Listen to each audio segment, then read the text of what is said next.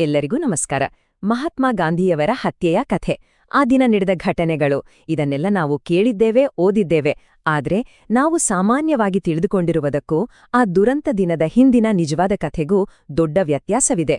ಹೌದು, ಆ ಅಂತಿಮ ದಿನದ ಹಿಂದೆ ವಿಫಲ ಯತ್ನಗಳು, ಕ್ಷಮೆ ಮತ್ತು ಕರುಣೆಯ ಒಂದು ರೋಚಕವಾದ ಅಧ್ಯಾಯವೇ ಅಡಗಿದೆ. ಬನ್ನಿ, ಇವತ್ತು ಆ ಕಥೆಯನ್ನೇ ನೋಡೋಣ. ಹೌದು, ಗಾಂಧೀಜಿ ನಮ್ಮನ್ನ ಗೆಲ್ಲಿದ ಆ ದಿನ ನಮ್ಮೆಲ್ಲರ ನೆನಪಿನಲ್ಲಿದೆ. ಆದ್ರೆ ನಿಜವಾದ ಸಂಪೂರ್ಣ ಕಥೆ ಇರೋದು ಅವರು ಮರಣ ಹೊಂದಬೇಕಿದ್ದ, ಆದ್ರೆ ಅದೃಷ್ಟವಶಾತ್ ಬದುಕುಳಿದ ದಿನಗಳಲ್ಲಿ, ಅಂದ್ರೆ ಆ ಅಂತಿಮ ದಿನಕ್ಕೂ ಮುಂಚೆ ನಡೆದ ಘಟನೆಗಳಲ್ಲಿ.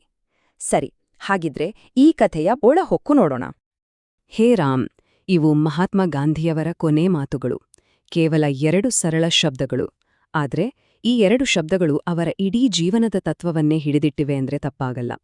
ಹಾಗಾದ್ರೆ ಈ ಮಾತುಗಳು ಅವರ ಬಾಯಿಂದ ಬರಲು ಕಾರಣವಾದ ಆ ದುರಂತ ದಿನದಂದು ನಿಜವಾಗಿ ನಡೆದಿದ್ದೇನು?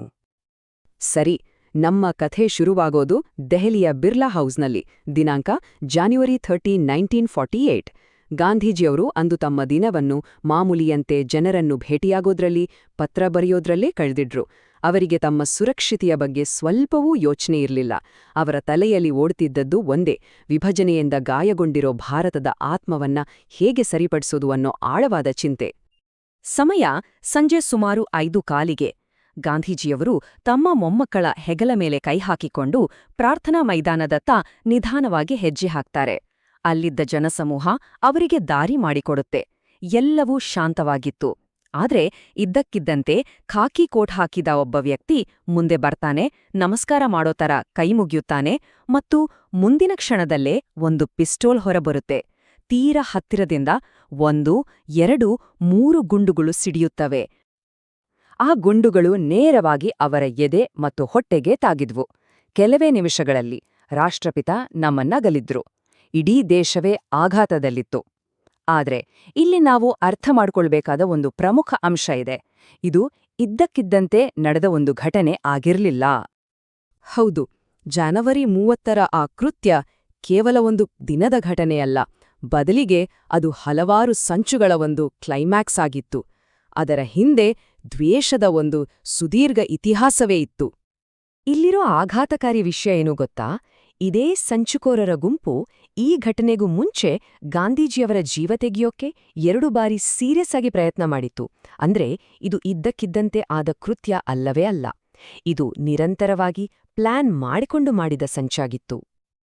ಈ ಟೈಮ್ಲೈನ್ ನೋಡಿದ್ರೆ ಒಂದು ವಿಷಯ ಸ್ಪಷ್ಟವಾಗುತ್ತೆ. ಇದು ನಮ್ಮನ್ನ ನಿಜವಾಗೂ ಬೆಚ್ಚು ಬೀಳಿಸುತ್ತೆ. ಗಾಂಧೀಜಿಯವರ ಹತ್ಯೆ ಅನ್ನೋದು ದಿಢೀರಂಟ ನಡೆದ ಘಟನೆಯಲ್ಲ. ಅದು ವರ್ಷಗಳಿಂದ ಹೆಚ್ಚಾಗ್ತಿದ್ದ ದ್ವೇಷದ ಕ್ಲೈಮ್ಯಾಕ್ಸ್. 1944ರಲ್ಲಿ ನಡೆದ ಚಾಕು ದಾಳಿಯಿಂದ ಶುರುವಾಗಿ ಹತ್ಯೆಗೆ ಕೇವಲ 10 ದಿನ ಮುಂಚೆ ನಡೆದ ಬಾಂಬ್ ಸಂಚಿನವರೆಗೆ ಅಪಾಯ ನಿರಂತರವಾಗಿ, ಹಂತ ಹಂತವಾಗಿ ಜಾಸ್ತಿ ಆಗ್ತಾನೇ ಇತ್ತು. ಹಾಗಾದ್ರೆ ಜಾನ್ವರಿ 20ರಂದು ಏನಾಗಿತ್ತು? ಅಂತಿಮ ದುರಂತಕ್ಕೆ ಕೇವಲ 10 ದಿನ ಬಾಕಿಯಿತ್ತು. ಅದೇ ಬಿರ್ಲಾ ಹೌಸ್ನ ಪ್ರಾರ್ಥನಾ ಸಭೆಯಲ್ಲಿ ಒಂದು ಬಾಂಬ್ ಸ್ಫೋಟವಾಯಿತು. ಅದೃಷ್ಟಕ್ಕೆ ಆ ಬಾಂಬ್ ಜನರಿಂದ ಸ್ವಲ್ಪ ದೂರದಲ್ಲಿ ಸ್ಫೋಟಗೊಂಡಿತು. ಸಹಜವಾಗಿಯೇ ಜನರೆಲ್ಲ ಭಯಭೀತರಾದ್ರು. ಆದ್ರೆ ಗಾಂಧೀಜಿಯವರಿಗೆ ಏನೂ ಆಗ್ಲಿಲ್ಲ, ಅವರು ಸೇಫ್ ಆಗಿದ್ರು. ಈ ಬಾಂಬ್ ದಾಳಿ ನಡೆದಾಗ ಗಾಂಧೀಜಿಯವರು ಹೇಗೆ ಪ್ರತಿಕ್ರಿಯಿಸಿದ್ರು ಗೊತ್ತಾ? ಅದು ಅವರ ವ್ಯಕ್ತಿತ್ವವನ್ನೇ ತೋರಿಸುತ್ತೆ. ಅವರು ತಮ್ಮ ಸೆಕ್ಯೂರಿಟಿಯನ್ನ ಜಾಸ್ತಿ ಮಾಡ್ಕೊಳ್ಳಿಲ್ಲ. ಬದಲಿಗೆ ಅಲ್ಲಿದ್ದ ಎಲ್ಲರಿಗೂ ಶಾಂತವಾಗಿರಿ ಅಂತ ಹೇಳಿದ್ರು. ಅಷ್ಟೇ ಅಲ್ಲ, ತಮ್ಮ ಪಬ್ಲಿಕ್ ಪ್ರೇಯರ್ ಮೀಟಿಂಗ್ಸ್ ನಿಲ್ಲಿಸೋಕೆ ಖಡಾಖಂಡಿತವಾಗಿ ಒಪ್ಪಲಿಲ್ಲ. ಕಣ್ಮುಂದೆ ಇಷ್ಟು ದೊಡ್ಡ ಅಪಾಯ ಇದ್ರೂ ಅವರು ಭಯದ ಬದಲು ನಂಬಿಕೆಯನ್ನೇ ಆರಿಸ್ಕೊಂಡ್ರು. ಆದ್ರೆ ಕಥೆ ಇಲ್ಲಿಗೆ ನಿಲ್ಲಲ್ಲ. ಇದು ಇನ್ನೂ ಹಿಂದಕ್ಕೆ ಹೋಗುತ್ತೆ, ಇನ್ನಷ್ಟು ಆಘಾತಕಾರಿ ಘಟನೆಗೆ. ಈ ಘಟನೆ ಗಾಂಧೀಜಿ ಮತ್ತು ಅವರ ಹಂತಕನ ನಡುವಿನ ಒಂದು ನೇರ ಪರ್ಸನಲ್ ಹಿಸ್ಟ್ರಿಯನ್ನೇ ತೆರೆದಿಡುತ್ತೆ.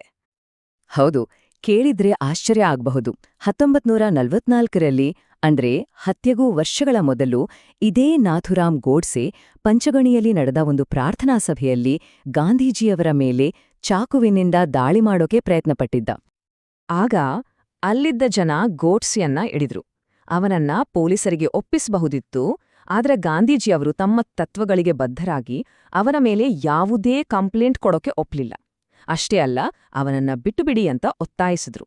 ಇದನ್ನ ಕೇಳಿದ್ರೆ ಎಂಥ ವಿಪರ್ಯಾಸ ಅನ್ಸುತ್ತೆ ಅಲ್ವಾ? ಗಾಂಧೀಜಿಯವರು ಅಂದು ಯಾರ ಜೀವವನ್ನ ಉಳಿಸಿದ್ರೋ ಅದೇ ವ್ಯಕ್ತಿ ಮುಂದೆ ಅವರ ಜೀವವನ್ನೇ ತೆಗೆದ. ಇಲ್ಲಿ 2 ತದ್ವಿರುದ್ಧವಾದ ಸಿದ್ಧಾಂತಗಳು ಒಂದಕ್ಕೊಂದು ಮುಖಾಮುಖಿಯಾಗುವುದನ್ನ ನಾವು ನೋಡಬಹುದು. ಒಂದು ಕಡೆ ಗಾಂಧೀಜಿಯವರ ಅಚಲ ತತ್ವ, ಭಯಕ್ಕಿಂತ ನಂಬಿಕೆ ದೊಡ್ಡದು, ಪ್ರತೀಕಾರದ ಬದಲು ಕ್ಷಮೆ ಮತ್ತು ಕರುಣೆ. ಇನ್ನೊಂದು ಕಡೆ ದ್ವೇಷದ ಹಾದಿ, ಚಾಕು ದಾಳಿಯಿಂದ ಶುರುವಾಗಿ ಬಾಂಬ್ ಸ್ಫೋಟಕ್ಕೆ ಬಂದು ಕೊನೆಗೆ ಹತ್ಯೆಯಲ್ಲೇ ಮುಗಿದ ಹಿಂಸೆಯ ದಾರಿ. ಹಾಗಾದ್ರೆ ಇದೆಲ್ಲದರಿಂದ ನಾವು ಏನರ್ಥ ಮಾಡ್ಕೊಳ್ಬೋದು? ಜಾನ್ವರಿ 30ರ ಕಥೆ ಅನ್ನೋದು ಕೇವಲ ಒಂದು ದಿನಾಂಕ ಮತ್ತು ಒಂದು ಹೆಸರಿಗೆ ಸೀಮಿತವಾಗಿಲ್ಲ. ಅದರ ಹಿಂದೆ ಒಂದು ಆಳವಾದ ಅರ್ಥವಿದೆ. ನಾವು ಕೇವಲ ದಿನಾಂಕ ಮತ್ತು ಹಂತಕನ ಹೆಸರನ್ನಷ್ಟೇ ನೋಡ್ದೆ ಅದರ ಆಳಕ್ಕೆ ಇಳಿದಾಗ ನಮ್ಗೆ ಒಂದು ಕಾಂಪ್ಲೆಕ್ಸ್ ಆದ ಕಥೆ ಕಾಣಿಸುತ್ತೆ. ಇದು ಪದೇ ಪದೇ ನಡೆದ ಪ್ರಯತ್ನಗಳ ಕಥೆ ಅಷ್ಟೇ ಅಲ್ಲ, ಇದು ದೃಢವಾದ ಕ್ಷಮೆಯ ಜೊತೆ ನಿರಂತರವಾಗಿ ಸಂಘರ್ಷಕ್ಕೆ ಇಳಿದ ಉಗ್ರವಾದದ ಕಥೆ. ಕೊನೆಯದಾಗಿ ಹೇಳೋದಾದ್ರೆ, ಈ ಇಡೀ ಕತೆ ಒಂದು ರೀತಿ ಮೈ ಜುಮ್ಮನಿಸುವ ನೆನಪು. ಒಂದೇ ಒಂದು ದುರಂತದಲ್ಲಿ ಕರುಣೆ ಮತ್ತು ದ್ವೇಷ ಅನ್ನೋ ಎರಡು ತೀವ್ರವಾದ ಭಾವನೆಗಳು ಹೇಗೆ ಮುಖಾಮುಖಿಯಾಗಬಹುದು ಅನ್ನೋದನ್ನ ಇದು ತೋರಿಸುತ್ತೆ. ಮತ್ತು ಈ ಕಥೆ ನಮ್ಮುಂದೆ ಒಂದು ಆಳವಾದ ಪ್ರಶ್ನೆಯನ್ನು ಇಟ್ಟು ಹೋಗುತ್ತೆ. ಇದು ಅಂದಿಗೆ ಮಾತ್ರವಲ್ಲ, ಇಂದಿಗೂ ಅಷ್ಟೇ ಪ್ರಸ್ತುತವಾದ ಪ್ರಶ್ನೆ. ಕೆಲವೊಮ್ಮೆ ಗುಂಡುಗಳೇ ಉತ್ತರ ಅಂತ ನಂಬಿರೋ ಈ ಜಗತ್ತಿನಲ್ಲಿ ಶಾಂತಿಯ ಪರವಾಗಿ ನಿಲ್ಲೋದು ಅಂದ್ರೆ ಅದರ ನಿಜವಾದ ಅರ್ಥವೇನು